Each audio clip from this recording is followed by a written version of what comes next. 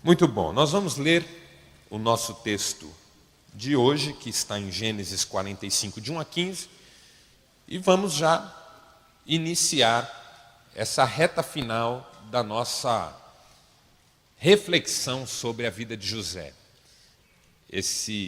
Essa personagem da Bíblia, que foi nosso companheiro ao longo desse semestre, e cuja história já vai caminhando para o seu desfecho. E esse texto de hoje é muito especial, muito bonito, e eu queria tirar alguns ensinamentos dele com você. Vamos lá, diz assim o texto. A essa altura, José já não podia mais conter-se diante de todos e gritou: façam sair a todos. Assim ninguém mais estava presente quando José se revelou aos seus irmãos. Ele se pôs a chorar tão alto que os egípcios o ouviram e a notícia chegou ao palácio do faraó. Então disse a seus irmãos: eu sou José, meu pai ainda está vivo? Mas seus irmãos ficaram tão pasmados que não conseguiam responder-lhe. Cheguem mais perto, disse. Quando eles se aproximaram, continuou: eu sou José, seu irmão, aquele que vocês venderam ao Egito. Agora não se aflijam, nem se recriminem, pois foi para salvar vidas que Deus me enviou adiante de vocês. Já houve 2 anos de fome na terra, e nos próximos 5 não haverá cultivo nem colheita. Mas Deus me enviou à frente de vocês para lhes preservar um remanescente nessa terra e para salvar-lhes a vida com grande livramento. Assim, não foram vocês que me mandaram para cá, mas o próprio Deus. Ele me tornou ministro do faraó, me fez administrador de todo o palácio e governador de todo o Egito. Voltem depressa, meu pai, e digam-lhe: assim disse seu filho José: Deus me fez senhor de todo o Egito. Vem para cá, não te demores. Tu viverás na região de Gósen e ficarás perto de mim. Tu, teus filhos, teus netos, tuas ovelhas, teus bois e todos os teus bens. Eu te sustentarei, porque ainda haverá 5 anos de fome. Do contrário, tu, tua família e todos os teus rebanhos acabarão na miséria. Vocês estão vendo com seus próprios olhos que realmente sou eu que estou falando com vocês. Contem a meu pai quanta honra me prestam no Egito e tudo que vocês testemunharam. Tragam meu pai para cá depressa. Então se lançou chorando sobre seu irmão Benjamim e o abraçou. E Benjamim também o abraçou chorando. Em seguida beijou todos os seus irmãos e chorou com eles. Só depois os seus irmãos conseguiram conversar com ele. Graças a Deus. Eu quero olhar para esse momento da história de José de 2 perspectivas diferentes. A primeira, e eu quero convidar você a reconstruir cenário comigo, é a perspectiva desses irmãos de José, que certamente não estavam entendendo nada do que acontecia com eles. Eles foram ao Egito comprar comida. Mais de 20 anos depois daquele dia fatídico em que venderam seu irmão José para uma caravana de mercadores de escravos, eu duvido que algum deles imaginasse que José poderia estar vivo, embora eles tivessem contado para o pai que José tinha morrido, talvez nas garras de alguma fera do deserto. Com o passar dos anos, eu imagino que eles chegaram à conclusão que José certamente tinha morrido, porque a vida que ele deve ter sido levado a viver não deveria mesmo ter sido fácil, e provavelmente ele não teria resistido. Eu não imagino, em hipótese alguma, que esses irmãos ainda tivessem alguma pretensão ou alguma expectativa de reencontrar aquele irmão vendido para uma terra distante há mais de 20 anos. Eles vão para o Egito comprar comida, chegando lá encontram um governante amalucado, que faz de tudo para prejudicá-los. Primeiro, os acusa de serem espiões. Eles não eram ninguém. Eram 10 homens sofridos, filhos de um mesmo pai, que não tinha comida também para alimentar a sua família, que viajaram de longe para tentar buscar alimento, foram para uma terra na qual talvez nunca tivessem pisado, e aí de repente, diante daquele governante tão poderoso, tão altivo, tão cheio de autoridade nas mãos, começam a ser acusados de serem espiões, tentam se defender e não conseguem, aquele governante os acusa cada vez mais, e como eles não conseguem defender-se, eles contam do pai, do irmão mais novo que ficou, esse governante manda prender um deles até que eles tragam o mais novo. Aí eles entram em parafuso. Como é que a gente explica isso para o pai? Voltam com algum mantimento para a terra de que saíram, falam com o pai, explicam o que aconteceu, a maluquice daquele governante, o modo como ele encrespou com aqueles homens, e o pai diz: vocês não vão levar meu filho mais novo daqui. O outro que eu tinha mais novo já morreu, e esse aqui que também é filho da mulher que eu amava, ninguém tira ele de mim, aquele seu irmão eu já perdi, mas esse eu não perco não. E eles ficaram desesperados, porque o outro ficou preso lá. O pai não deixou Benjamim sair sob hipótese alguma. O tempo foi passando, a fome se agravou, o mantimento que eles tinham conseguido levar acabou, e aí o Judá chegou no Jacó, o pai dele, e disse: pai, nós vamos morrer de qualquer jeito, nós não temos comida, nós não podemos voltar lá para encarar aquele homem outra vez, porque ele não vai aceitar que nós não cumprimos as ordens dele. Essa altura do campeonato, o nosso irmão que ficou lá preso já está morto. Então, vamos fazer o seguinte, deixa a gente levar o Benjamim, porque foi a exigência dele, eu sei lá por que ele exigiu isso, mas se o Benjamim vai morrer, se eu vou morrer, o fato é que todos nós vamos morrer de qualquer jeito, nós estamos passando fome. Aí o Jacó finalmente aquece e decide permitir, e os irmãos voltam para aquela terra com o Benjamim a tiracolo. Aí quando chegam lá, o Benjamim é apresentado para esse homem, esse governante, que num primeiro momento o trata com indiferença, num outro momento o trata com distinção, num outro momento sai para chorar, num outro momento ri. Eu acho que eles ficavam olhando e falando: meu Deus, esse homem tem transtorno bipolar. Às vezes está bem, às vezes está mal, às vezes trata a gente bem, às vezes joga todo mundo preso, às vezes xinga, às vezes elogia. Esse homem é doido. Porque eles não tinham ideia que era José.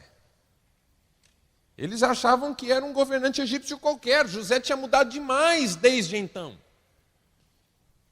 Esse homem só falava em egípcio com eles, precisava de intérprete para ser compreendido.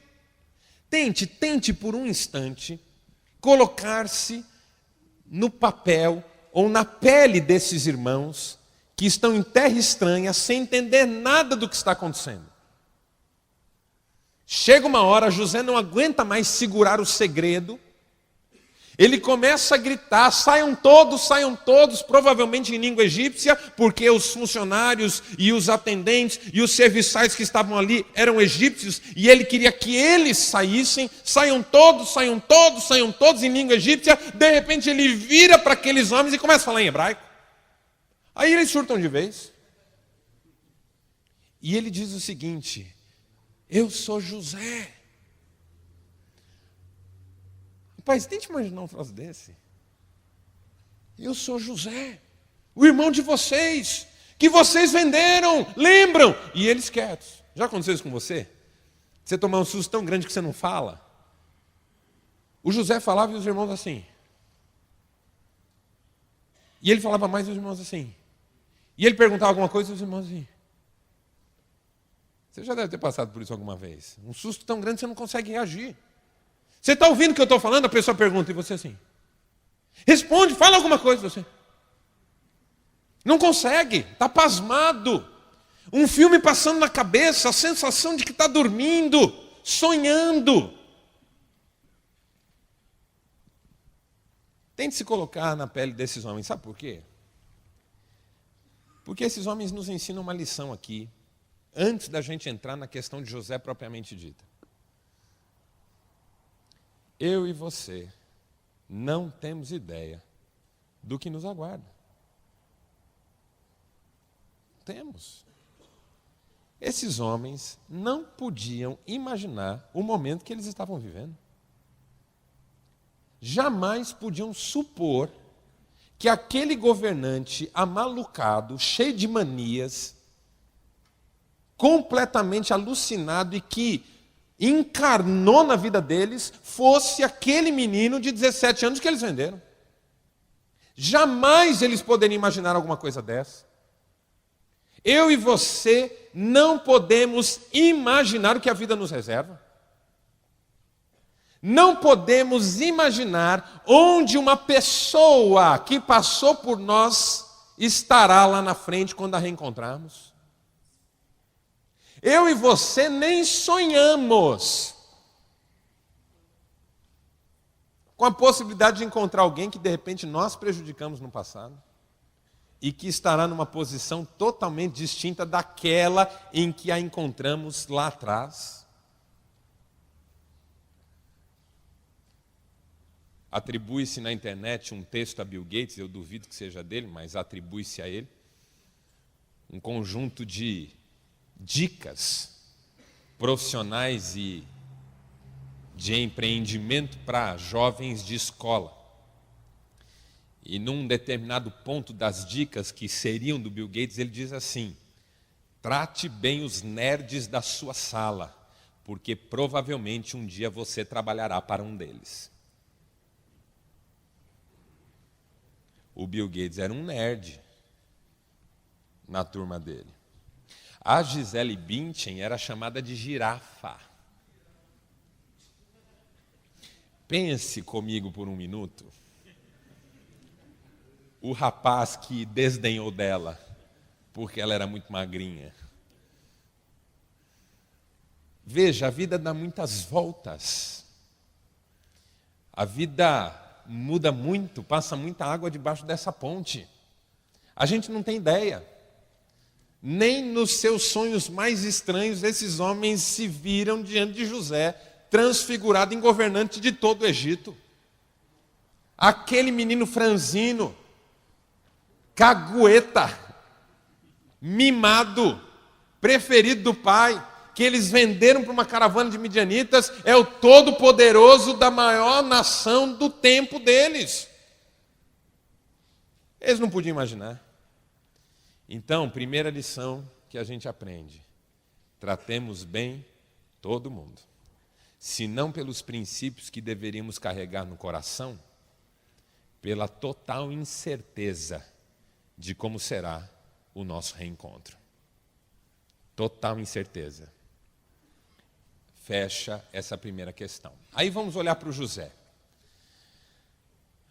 O José não está lidando tão fácil assim com esse reencontro, porque afinal de contas traz muitas lembranças, muitas marcas e tantos sentimentos que eu e você só podemos imaginar. Mas na semana passada eu disse para você que se tem algo que me chama a atenção em José, é que em nenhum momento ele se faz de vítima.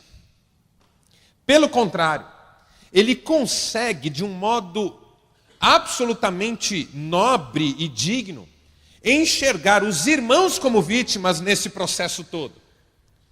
Principalmente naquele momento em que ele ouve os irmãos falando, porque os irmãos falam entre si e não sabem que José entende. Naquele momento em que ele ouve os irmãos falando da culpa que sentiam, da amargura que carregavam e de como ficaram aprisionados ao que fizeram por todos os anos que passaram. Então veja, José ali diante deles, qualquer um diria que ele era vítima, estava na verdade compadecido dos seus irmãos, porque se de um lado ele tinha sido vendido, escravizado e tudo mais que aconteceu com ele, de outro ele prosperou. Mas os seus irmãos, se de um lado o venderam, de outro viveram debaixo da culpa, da amargura, da angústia, da agonia, por todos aqueles anos. José conseguia perceber que eles eram as vítimas e não ele próprio. Então eu disse para você na semana passada que José não se via como vítima. E esse texto que nós lemos hoje nos fala das razões pelas quais José não vestia essa carapuça de vítima. que eu acho que são lições importantes para nós hoje também, porque eu acredito que nós temos uma tendência natural a nos vitimarmos diante das circunstâncias. Todos nós, mesmo que não façamos isso, temos tendência ao vitimismo. Mesmo quando o superamos, o vencemos, ele faz parte da nossa natureza. Essa tendência a nos vitimarmos diante das circunstâncias que nos prejudicam. José nunca se deixou dominar por essa tendência, nunca se deixou vencer por essa inclinação e dá uma aula para nós de vitória sobre o vitimismo. Por quê? O que é que fez de José um homem sem vitimismo? Primeiro, José era um homem que sabia que em passado a gente não mexe. E eu tenho a impressão que, por mais óbvia que essa lição seja, é uma lição que a gente ainda precisa aprender. Em passado a gente não mexe. Porque se há algo dessa nossa natureza vitimista no nosso coração, é que nós somos especialistas em ruminação. Daniel Goleman, naquele livro muito interessante chamado Inteligência Emocional, diz que a ruminação alimenta chamas de ira em nós.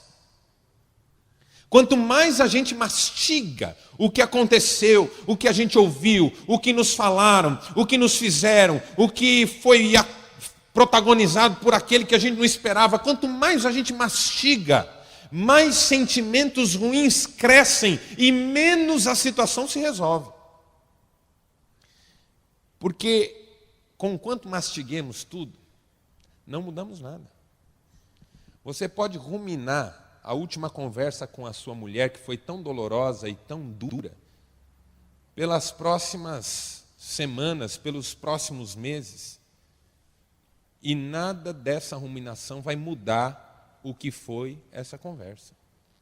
Você pode ruminar o que o seu filho fez, como ele acabou com a vida dele, ou a escola, ou um relacionamento, ou uma situação que ele mesmo criou, que não vai mudar uma vírgula do que de fato aconteceu.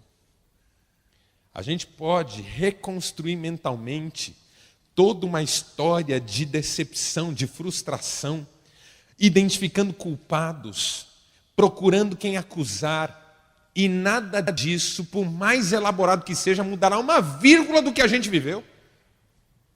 E José me parece ser um homem que sabia disso. Seus irmãos estão diante dele, e ele tem não só o direito, mas também o poder para transformar aquela situação num contexto de absoluta acusação. José podia chamar seus irmãos e dizer assim: eu sou José, aquele que vocês venderam. Não estão arrependidos, não? De agora ver onde eu estou? Vocês tentaram me prejudicar, mas olha o que eu virei. Vocês tentaram acabar comigo, mas eu fui mais forte. Agora vocês vão ver, vocês vão comer o pão que o diabo amassou. Por que vocês fizeram isso comigo? O que eu fiz para vocês? Rubem, o que eu fiz para você? Você não me defendeu? Judá, você foi um dos que pegou no meu braço e me jogou naquele poço, cara. José podia ter usado todo aquele momento para descarregar sobre os irmãos tudo aquilo que estava engasgado nele há tantos anos. Mas eu tenho a impressão que José tinha aprendido que passado é alguma coisa que você não muda. Então passado é alguma coisa que você não mexe. Porque veja, o que é que adianta mexer em algo que não se muda? Se você pegar uma bola de aço e tentar modelá-la com os dedos, a não ser que você seja um extraterrestre ou um super-herói que a gente desconhece, você vai ficar horas ali movimentando aquela bola de aço e ela ao final vai continuar do mesmo jeito que ela sempre foi. Do mesmo jeito. Assim é o passado. A gente mexe, remexe, vira, revira, manipula e ele continua do jeitinho que ele sempre foi. O que aconteceu é imutável. Tem duas coisas na vida que são imutáveis: Deus e o passado. Não muda. Então eu preciso parar de ruminar passado.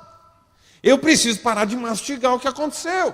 Eu preciso parar de encontrar culpados. Eu preciso parar de trocar acusações com quem quer que seja. Nossos relacionamentos afetivos, meu Deus do céu, eles se tornam palcos de guerras que têm como campo de contexto o passado. Eu brinco nos casamentos, já até fiz essa brincadeira aqui, que o marido chega para a esposa e diz assim: você está tão estranha comigo hoje. Aí a esposa diz assim: eu estranho com você hoje? Você está estranho comigo desde ontem. Eu estranho com você desde ontem? Faz uma semana que você não quer saber de mim. Eu faz uma semana que você não quer saber de mim. Faz um mês que você não me procura. Eu faz um mês que não te procuro. Olha, desde o começo desse ano que você tem me evitado. Eu desde o começo do ano, o ano passado, você já vinha me deixando para escanteio e me tratando mal. E você, ó, desde que a gente casou, que você tem sido fria comigo. E você era frio comigo quando a gente namorava. E você é igual a sua mãe.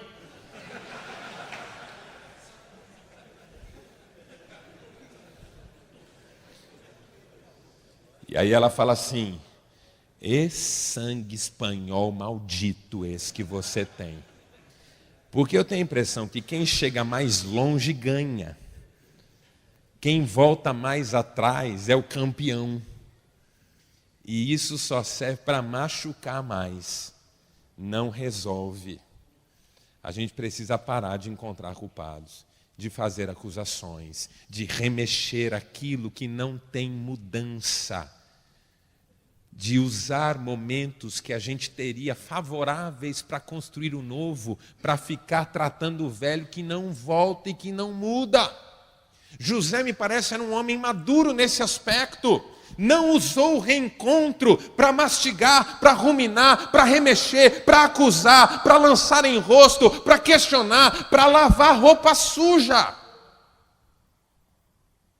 Não. Passado é coisa que não se mexe. Passado ficou para trás. A gente aprende com as lições que ele ensina. A gente sepulta com maturidade, como até nós já tratamos aqui, acho que até na reunião passada. A gente renasce das cargas que ele tenta colocar sobre os nossos ombros. Mas a gente não rumina, a gente não mastiga. A gente olha para o passado e diz: bom, não tem nada nele que eu possa mudar ou fazer diferente. Então, vamos em frente. Essa é a primeira coisa que eu vejo em José. Segunda característica que eu vejo em José é que, se ele tinha consciência de que passado é coisa que não se muda, ele tinha consciência também, tão profunda quanto, que presente é palco da bênção de Deus. Olha, isso me chama a atenção em José. José não é vitimista, porque ele não fica olhando para trás e trazendo de volta. Até deixa eu dizer uma coisa para você, só abrindo um parênteses, para não passar também essa questão do passado. Qualquer um de nós pode se fazer de vítima com o passado que tem, por mais tranquilo e manso que ele tenha sido. Vou até dar um exemplo. Eu uma vez fui pregar num lugar e os meus pais me acompanharam, meu pai e minha mãe. E eu já tinha passado por aquela igreja outras vezes, conhecia várias famílias daquele lugar, e o meu pai e minha mãe estavam comigo. Terminou aquela programação, eu fui para a porta com o pastor local para cumprimentar as pessoas, e a minha mãe foi lá para o fundo e uma senhora se aproximou dela para conversar. Ah, a senhora é mãe do pastor? Ah, eu conheço, ele já esteve aqui outras vezes, sempre é legal quando ele vem para cá. Aquela conversa, né? Uma senhorinha que gostava de mim com a minha mãe, aquela coisa assim meio, né, de falar bem do filho e tal.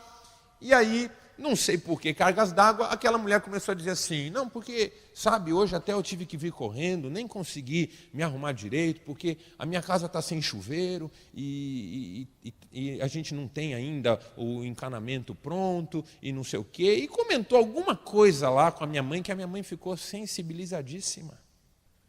Aí terminou, a gente entrou no carro e minha mãe falou assim: Marcelo, conversei com uma senhora agora, fiquei com tanta pena dela, a casa dela não tem chuveiro. Ela veio ali, acho que veio a pé, porque chegou reclamando que estava meio suada. E se é amigo do pastor, fala com ele, de repente a gente dá uma ajuda para essa senhora. Eu falei: mãe, me mostra quem que é. Ela me mostrou. A hora que ela me mostrou, eu falei: mãe, vem cá. Eu sei quem que é essa senhora, entra no carro. Aí nós fomos dar uma volta na cidade, eu conheci a região. Falei assim, eu vou passar na frente da casa dela. Passamos na frente da casa da senhora. A maior casa do condomínio, 3 andares, elevador. A minha mãe falou assim, ela mora aqui? Eu falei, mora, mãe. Ela falou assim, desgraçada. Achei tão bonitinho minha mãe, super crente ela.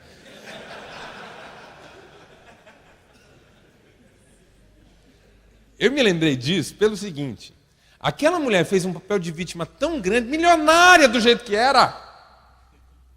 Fez um papel de vítima tão grande que a minha mãe, coitadinha, queria ajudar. Falei, mãe, dá um troco aí, deixa 10 na caixa do correio. Porque qualquer um de nós pode contar uma história triste de si mesmo e compadecer quem quer que seja. Se eu lembrar de frases que meu pai me disse fora do contexto aqui, se eu lembrar de frases que a minha mãe me disse, eu sensibilizarei muita gente. Minha mãe já disse para mim que não sabia onde estava com a cabeça quando eu nasci, quando me teve. Agora, pergunte para ela por que ela me disse isso. Aí você vai ficar com pena dela. Entendeu? Se eu juntar frases da minha mãe e do meu pai, juntar episódios da minha vida e colecioná-los numa história que eu contar, você sairá muito sensibilizado com a minha trajetória. Porque qualquer um pode fazer de vítima se pegar o passado, pensar o passado e apresentar o passado. José, não. José, não. José, quando o faraó chama ele para uma audiência, ele faz a barba. Porque se tem uma pecha que ele não quer passar, é a de coitado. Então, esse cara não sucumbe a vitimismo. Aí vamos voltar, fecha parênteses. O presente de José também não era espaço de vitimismo. Por quê? Porque José percebia que havia uma direção em tudo que ele estava vivendo. José não se sentia abandonado, desamparado, não se sentia prejudicado. José, mesmo que sofrendo, mesmo que padecendo, mesmo que sendo prejudicado, ele entendia que havia um propósito para a sua vida. E que aquela experiência talvez serviria lá na frente para esse propósito. Eu acho que essa é uma outra coisa que nos falta. A gente vive a vida, às vezes, eu não sei se é o seu caso, mas já foi assim para mim muitas vezes. A gente vive a vida quase que como se estivéssemos num funil que vai ficando cada vez mais estreito e que qualquer coisa pode nos tirar desse topo. Então, qualquer um que entra na nossa história e nos prejudica a caminhada se torna alvo do nosso rancor, da nossa ira, da nossa mágoa, porque a sensação que a gente fica é que ele está impedindo a única chance que a gente tem de chegar em algum lugar. E José não era assim. José nunca viu ninguém como alguém que podia tirar-lhe a chance de chegar em algum lugar. Todos os desvios que apareceram obrigatoriamente no seu caminho, ele considerou que eram soberania de Deus para dirigi-lo para onde ele de fato tinha que ir. Ele não se via prejudicado, por mais que sofresse. Ele sabia que havia um propósito maior. Eu acho que a gente precisa disso também, essa certeza de que tem algo mais. E sobre esse ponto eu devo voltar na próxima reunião, só para a gente encurtar aqui, porque eu tenho poucos minutos para falar da última lição, que eu acho tão importante quanto todas as outras, mas eu queria gastar um tempinho um pouquinho maior nela. Porque além de José entender que o passado é coisa que não se mexe e que o presente não está ao acaso, mas tem propósito, José era um homem absolutamente decidido a entrar para o futuro com alegria e disposição. José era um cara bárbaro nesse aspecto também. José não estava disposto a perder a alegria do futuro em nome de qualquer situação passada. Quando ele reencontra os irmãos, ele diz para os irmãos: eu sou José, que vocês venderam, eu não estou falando isso para recriminar vocês, nem quero que vocês se recriminem, eu estou apenas me identificando, porque eu quero viver com vocês um tempo novo. Não foram vocês que me venderam, foi Deus que me trouxe até aqui, e eu quero que vocês venham para cá, para a gente começar uma história nova. Chamem meu pai, tragam a família toda, venham os animais, venham os servos, venham todos, vamos festejar o futuro. Porque nessa nossa necessidade de lavar roupa suja, a gente vai perdendo tempo futuro em nome de continuar mascando coisa passada. Imagine José dizendo assim, agora quero ver o que vai ser de vocês. Porque comigo vocês não podem contar. Afinal de contas, depois de terem feito comigo o que fizeram, vocês têm mais é que pagar o preço que vocês estão pagando. É uma pena meu pai, né? Lá passando essa situação tão difícil, podia estar aqui comigo, mas por causa de vocês, que fizeram o que fizeram comigo. Benjamin é meu irmão, eu gosto dele. Mas como é que eu vou ajudá-lo depois do que vocês fizeram? José não podia ter feito isso? Ter deixado seus irmãos pesados, tristes, abatidos. Talvez ele pudesse até dizer, vocês me devem um pedido de desculpas. Seria o mínimo, não seria não? Vocês me devem desculpas. Eu quero que vocês agora me peçam desculpa e sejam convincentes, hein? Senão eu mando todo mundo para a cadeia. Vai, Rubem, começa por você. Me convença, me faça chorar. Se eu não derramar uma lágrima, eu vou prender você. José podia ter feito qualquer coisa, mas sabe o que ele decidiu? Celebrar. José decidiu celebrar. José decidiu o seguinte, José é o marido que a esposa falou duro de manhã, ele falou duro com a esposa, ele chega à noite, em vez de fazer essa história toda sobre o passado, ele diz assim, meu bem, me perdoa, porque não é esse tipo de vida que eu quero viver com você. Eu não quero mais que a gente discuta por bobagem. Eu não quero mais falar asperamente com você, você não merece, você é minha companheira já faz tantos anos. Vamos fazer alguma coisa nova, vamos fazer alguma coisa diferente, vamos investir na vida da gente, vamos dedicar mais tempo aos nossos filhos, vamos fazer uma coisa bacana juntos, vamos sair, vamos jantar fora, vamos celebrar o amor. José era desse tipo de gente, que ao invés de ficar fazendo que os outros vissem a sua dor, a sua tristeza, queria mais era celebrar a amizade. Eu acho que falta isso para nós. Um desejo profundo de celebrar o amanhã, sem as amarras do ontem. Eu vejo que nesse aspecto José era muito parecido com Jesus. Você sabe que antes de Pedro negar Jesus 3 vezes, Jesus o advertiu. Você sabe disso, não sabe? Jesus chegou para Pedro e disse, Pedro, antes que o galo cante, você vai me negar 3 vezes. Pedro diz, não, de jeito nenhum. Ainda que todos te neguem, eu não te negarei. Vou contigo até a morte, se preciso for. Eu não te negarei. Jesus diz, Pedro, você vai me negar antes que o galo cante 3 vezes. Não, não vou, eu vou contigo até a morte, não te negarei. Aqui tem macho, meu. Que negar? Mas negar João, que vive aí chorando pelos cantos. Eu não. Pode contar, Senhor, eu vou contigo. Jesus foi preso, estava sendo torturado, alguém chegou para Pedro e disse, você conhece? Ele disse, não conheço, de jeito nenhum. Chegou outro, você conhece ele? Não conheço, eu sei lá, eu estou vendo agora, quem que é? Chegou um terceiro, você andava com ele. Que andava com ele o quê? Sai para lá, ó, boca de defunto. Não andava com ele, não. Aí o galo cantou. Aí Pedro ficou tão amargurado, foi chorar e tal. Quando Jesus ressuscitou, Jesus apareceu para Pedro, lembra? E aí Pedro fica todo desconcertado e tal. Jesus faz uma comidinha ali, olha para Pedro e fala o quê? Eu te disse. Eu não disse? É isso que Jesus disse? Podia ter dito. Acho que se fosse eu diria. Chegaram em Pedro e falaram assim, tá vendo, animal? Falei que você ia me trair, ô cabeça dura. Vê se aprende, você nunca me ouve. Eu falo, você não me ouve. Você promete que vai me ouvir daqui para frente? Ó, eu não vou falar mais, hein? Eu não vou falar mais. Eu estou cansado de você, Pedro. Estou cansado da sua teimosia. Parece a esposa de vocês aqui, talvez. Não a minha, né? Eu estou cansado de falar e você não me ouvir, fingir que me ouve, ó. Você fica assistindo seu futebol e eu falo, e aí você grita gol e eu não sei se você ouviu, se não ouviu. Jesus podia ter aproveitado o momento para dizer para Pedro: Pedro, você é um bagre ensaboado mesmo, né? Eu te avisei tanto, homem.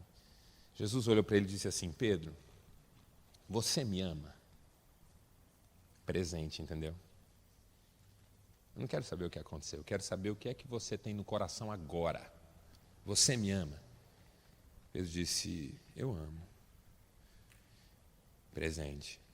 Aí Jesus disse assim: então, cuida das minhas ovelhas. Futuro, entendeu? O que Jesus disse para Pedro é: Pedro, eu e você estamos juntos ainda? Estamos, Senhor. Então vamos trabalhar junto. Vamos tocar o barco. Vamos seguir em frente. Eu acho que às vezes o marido precisa chegar para a esposa e perguntar: você ainda me ama? Vamos passar por isso. Me perdoa. Deixa eu mudar com você.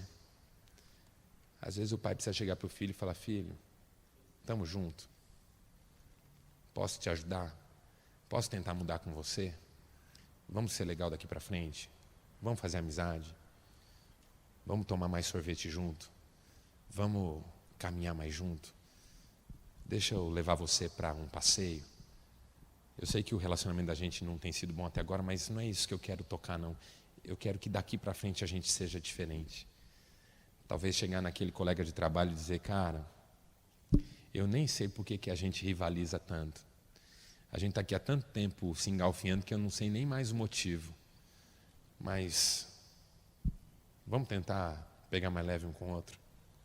Você me desculpa de eu ter sido áspero com você outra hora. Eu acho que a gente é melhor junto e se ajudando do que se prejudicando do jeito que a gente faz. Eu acho que José era esse tipo de cara. Vamos daqui para frente. Vamos começar agora. Vamos chamar o nosso pai para vir para cá e a gente ficar família outra vez. Vamos remontar a casa da gente. Vamos celebrar a vida da gente. Vamos conhecer os sobrinhos todos, os filhos uns dos outros, e vamos ensinar essa meninada a viver junto. Vamos celebrar o amanhã. Porque quando a gente decide celebrar o amanhã, o vitimismo cai na hora. Porque o amanhã não prejudicou ninguém ainda. Então dá para a gente ser ainda quem a gente quiser. E para quem tem fé, ainda dá para ser quem Deus quer que a gente seja. Vamos ficar em pé para a gente fazer uma oração? Obrigado, Senhor, por essa oportunidade de falarmos sobre o futuro. O futuro está aberto, ainda pode ser de qualquer jeito. Dá-nos essa sabedoria e essa graça. Dá-nos essa alegria de assumir o amanhã com coragem e ânimo e deixar o passado para trás, na certeza de que o presente é palco das melhores sementes que podemos lançar com a Tua ajuda, porque o Senhor continua no controle da nossa vida e no controle de todas as coisas. Oramos em nome de Jesus. Amém. Tchau. Deus abençoe.